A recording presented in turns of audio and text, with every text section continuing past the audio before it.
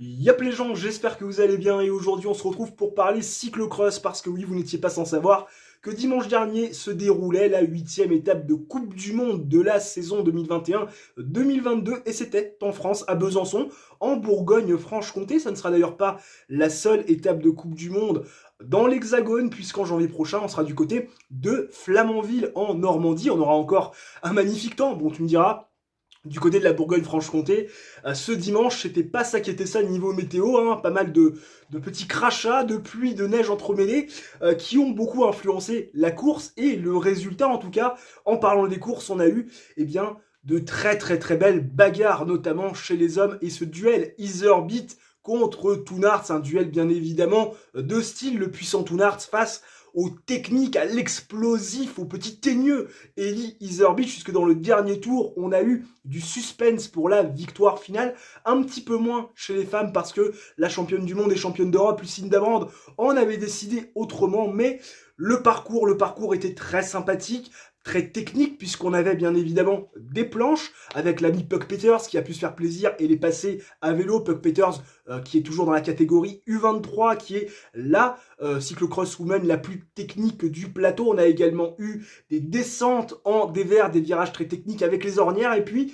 à cette boue très liquide qui est venue un petit peu agrémenter le tout, parce que oui, le temps assez pluvieux, assez capricieux, qui nous a offert de la neige, de la pluie, puis parfois un petit peu des entre-deux, nous a permis bien également d'avoir un parcours un petit peu plus boueux, en surface bien évidemment, mais ça reste très liquide, ce qui est quand même moins embêtant pour les coureurs et les coureuses, parce que je vous le rappelle, le pire temps pour finalement les cyclocross women et les cyclocross men, le pire des conditions, c'est très clairement quand il y a de la pluie, puis derrière que ça a le temps de sécher et que ça finit par coller. Là, ça met à rude épreuve le matériel, et puis c'est très difficile d'avancer. Bref, on a eu du très grand spectacle, malgré des absences. Hein. Du côté des femmes, il n'y avait pas Cata Blancavas, il n'y avait pas non plus Céline Del Carmen Alvarado qui, donc la veille, du côté du trophée X2O, pour la deuxième manche du trophée X2O Badcamers, était présente, avait terminé seconde et donc dauphine de Lucinda Brand, qui décidément laisse que des miettes à ses adversaires, à la championne d'Europe et championne du monde, qui remettra son titre en jeu du côté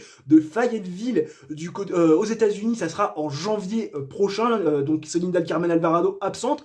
Assez surprenant quand même, on va pas se le cacher, puisque présente pour les X2O Badcamers, mais pas présente pour aller chercher cette 8e manche de Coupe du Monde en France. Peut-être que le temps et l'air de Besançon ne lui convenaient pas, on ne sait pas trop. En tout cas, elle n'était pas là. Cata Blancavas, elle, on était habitué et on s'attendait à ne pas la voir du côté de Besançon, puisqu'on avait dit qu'elle allait couper après Tabor, c'est ce qu'elle avait annoncé. J'espère qu'on la retrouvera la semaine prochaine pour une manche de Super Prestige le samedi et une manche de Coupe du Monde le dimanche. Et chez les hommes, Quentin Hermans, il me semble, manquait à l'appel. Et bien sûr, Wout van Aert, Mathieu Van Der Poel et Tom Pidcock ne sont toujours pas présents. Wout van Aert et Tom Pidcock feront leur retour lors de la manche de Coupe du Monde dimanche. Soyez bien là, le retour de Wout van Aert, vainqueur bien évidemment de 2 étapes sur le Tour de France, vainqueur du Tour de Grande-Bretagne, qui fait partie des meilleurs cyclistes du monde cette année, on va pas se le cacher, même si le vélo d'or est revenu à Tadej Pogacar, très clairement. S'il avait été donné à Wout van Aert, ça n'aurait pas été une honte absolue, en tout cas moins une honte que le Ballon d'Or remporté par Messi. D'ailleurs, beaucoup de sel sur les réseaux sociaux et notamment sur Twitter. La twittosphère est en train d'imploser par rapport à ce Ballon d'Or jugé immérité pour Lionel Messi. D'ailleurs, j'ai fait une vidéo par rapport à ça, n'hésitez pas à aller la regarder, elle est bien évidemment toujours disponible sur la chaîne. Bref, les absents, comme on dit, ont toujours tort. Wout van Aert, on le retrouvera comme Thomas Pidcock la semaine prochaine, et bien sûr Mathieu Van Der Poel le 26 décembre prochain, et ce duel annoncé entre bien évidemment les deux ogres de ces dernières années en cyclocross, Wout van Aert, Mathieu Van Der Poel. Ce sera le duel pour le 26 décembre prochain, mais pendant que les chats ne sont pas là, les souris dansent, mais les absents, comme je vous l'ai dit, ont toujours tort. Pour l'instant, ça permet à Eli Iserbyt, à Toonarts et à d'autres, bien évidemment, d'engranger les podiums et les victoires, et bien sûr la confiance qui va avec. Mais d'abord, on va s'intéresser aux filles qui nous ont offert la première course de la journée. C'est Lucinda Brand qui s'est imposée assez facilement, on va pas se le cacher. Elle est partie dès le premier tour, imposant son rythme. Pourtant, on avait quand même quelques doutes sur le style de coureur ou le style de coureuse qui pouvait finalement tirer leur épingle du jeu, parce que quand vous avez une boue liquide, mais sur un parcours quand même assez technique, avec les planches, les descentes en dévers, les virages assez serrés où il faut passer dans les ornières, les femmes puissantes et hommes puissants sont autant avantagés finalement que les femmes et hommes techniques un petit peu plus nerveux, un peu plus explosifs.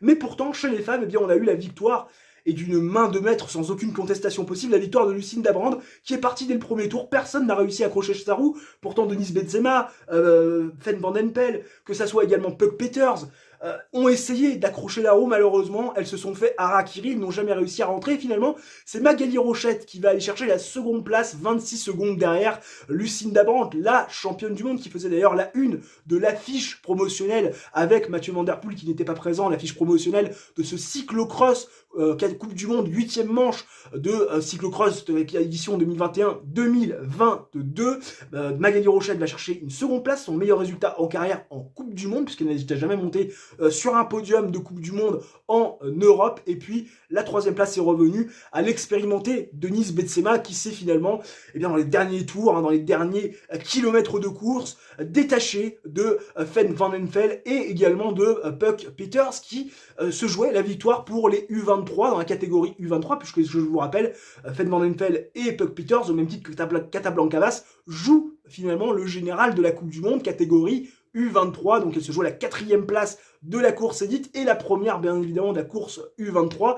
La 4e place de la course élite et donc première place de la catégorie U23 est revenue à Fen van den Pel et Puck Peters doit se contenter de la 5e place de la course élite et donc 2e place de la course U23. Notez la très belle 10e place de notre championne d'Europe et du monde en junior, Lynn Burkier, qui va chercher un 3e top 10 en un temps de participation sur les Coupes du Monde. C'est très très intéressant, bien évidemment, c'est un diamant à l'état brut, Lynn Burkier, on le sait tous, elle est de mai 2003, elle a seulement 18 ans et demi, un diamant qu'il faut encore un petit peu polir, mais on sait qu'il y a du potentiel, pourquoi pas sur les prochaines années, et bien nous gratifier de performances extraordinaires dans la catégorie espoir et élite sur les épreuves de VTT, bien évidemment en printemps et pendant l'été, et puis l'hiver dans les sous-bois, nous gratifier aussi de performances extraordinaires en cyclocross, parce que honnêtement, c'est de très très bon augure toutes ces places-là, même si elles terminent quand même à 2 minutes 30 de l'ami Lucinda Brand, qui était clairement intouchable, mais top 10 quand même. Je crois qu'Hélène Clausel termine 11e et donc 2e française. C'était plutôt pas trop mal. Les Françaises étaient plus à la fête, en tout cas sur la course femme que sur la course homme, parce que Jules Dubo, je crois, termine tout juste dans le top 20, alors qu'à un moment donné, au bout du 2 ou 3e tour, il était encore dans le groupe pour jouer la 6e place, malheureusement. Il s'est peut-être un petit peu mis dans le rouge, un peu fait harakiri, et il n'a pas réussi à aller chercher mieux qu'un top 15. Je crois qu'il termine entre la 16e et la 19e place, il faudra que je regarde ça, mais il me semble que je ne l'ai pas vu dans les 15, donc ça reste une performance assez sympathique pour quand même un homme qui, je vous le rappelle, avait terminé 7e des derniers championnats d'Europe sur un parcours certes très spécifique et certes très atypique, mais enfin quand même. D'ailleurs, la course homme, on va tout de suite en parler, avec bien une course qui s'est décantée là aussi très tôt. Je vous ai parlé de Lucinda Brand qui a fait son petit bonhomme de chemin et mettre son accélération très tôt dans la course. Et bien ça a été pareil avec notre ami Toon Aerts. Oui, Toon Aerts qui a essayé dès les premiers tours, de faire son rythme, de créer des cassures, et finalement le seul qui a été capable d'accompagner Toon Aerts, c'était Elie Iserbyt. Ils nous ont offert une bataille absolument incroyable, ces deux-là, jusqu'au dernier tour. On a eu un petit peu de suspense, on s'est dit, est-ce que ça sera pour l'ami Toon Aerts, est-ce que ça sera pour l'ami Elie Iserbyt? Et toute la course, on a été un petit peu indécis sur le pronostic, sur finalement le vainqueur potentiel de cette épreuve de Coupe du Monde du côté de Besançon, que dis-je, 8e étape, 8e numéro, 8e acte de la Coupe du Monde de cyclocross édition 2021-2022. Pourtant, à un certain moment, on penchait plus pour l'ami Toon Aerts parce qu'on voyait quand même, l'ami Elie Iserbyt, leader du général dans la Coupe du Monde, ancien champion d'Europe, qui a été complètement passé à côté lors de la dernière édition des Europes, qui n'a pas réussi à défendre ses chances pour aller défendre son maillot étoilé. Elie Iserbyt qu'on a trouvé un peu dans le dur, il a fait quelques erreurs, des erreurs peut-être de lucidité, à un moment donné lâchées par Toon Aerts, et puis Toon Aerts va commettre une erreur, je crois, dans l'avant-dernier tour. Il va rater un virage, il va s'embourber dans cette boue liquide à cause de la pluie, du froid, de la neige entremêlée. Bref, il va finir par partir à la faute et Elie Iserbyt va gagner quelques secondes.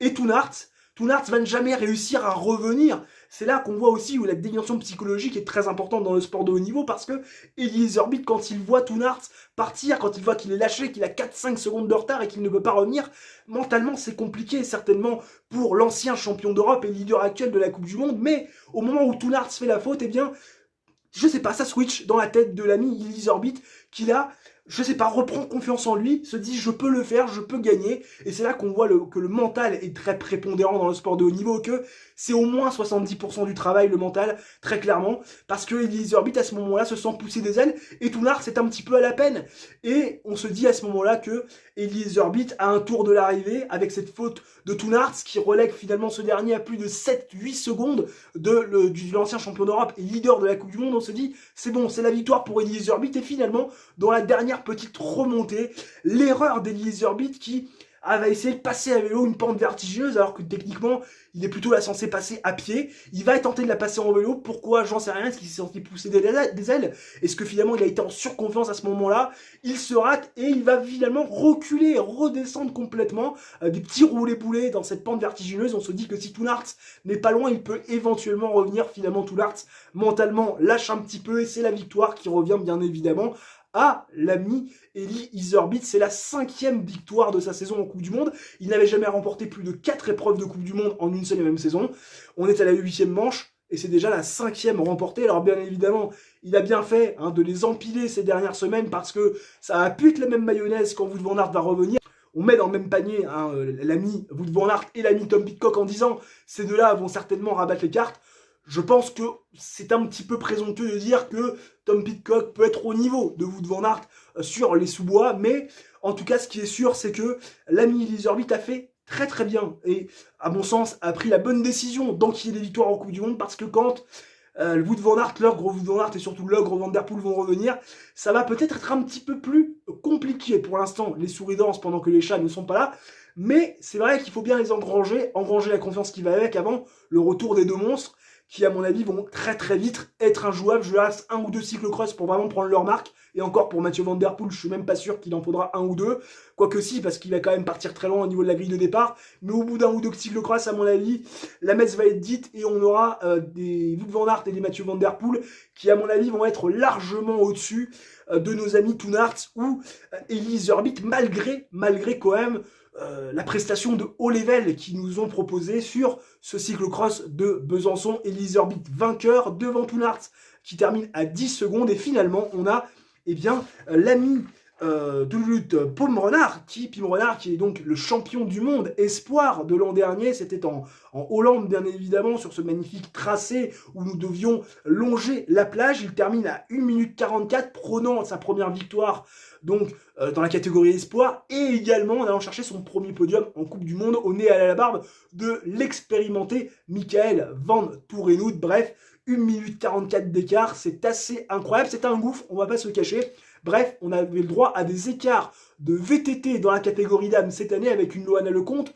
qui était au-dessus de tout le monde et les autres bien derrière. Bref, c'était une très belle course, il y avait les deux sur leur planète et finalement les autres sur la planète, on va dire, plus humaine, mais bon, ça reste quand même un beau podium et une belle course qu'ils nous ont proposé. En tout cas, j'espère qu'elle vous aura plu. N'hésitez pas dans les commentaires à me dire ce que vous en avez pensé, également à mettre en commentaire ce que vous avez pensé de cette vidéo, si oui ou non vous étiez présent à Besançon pour tous ceux qui résident en Bourgogne-Franche-Comté, et puis bien évidemment, n'hésitez pas, si la vidéo vous a plu, à réaliser votre triplé championnat, coupe et Ligue des Champions, c'est-à-dire le like, l'abonnement et l'activation de la cloche pour ne manquer aucune vidéo. Ça mange pas de pain, c'est totalement gratuit, donc n'hésitez pas à le faire pour être prévenu en temps et en heure quand une vidéo sort sur la chaîne. D'ici là, on se retrouve très vite pour une nouvelle vidéo. Portez-vous bien, ciao, bye bye, et à la prochaine.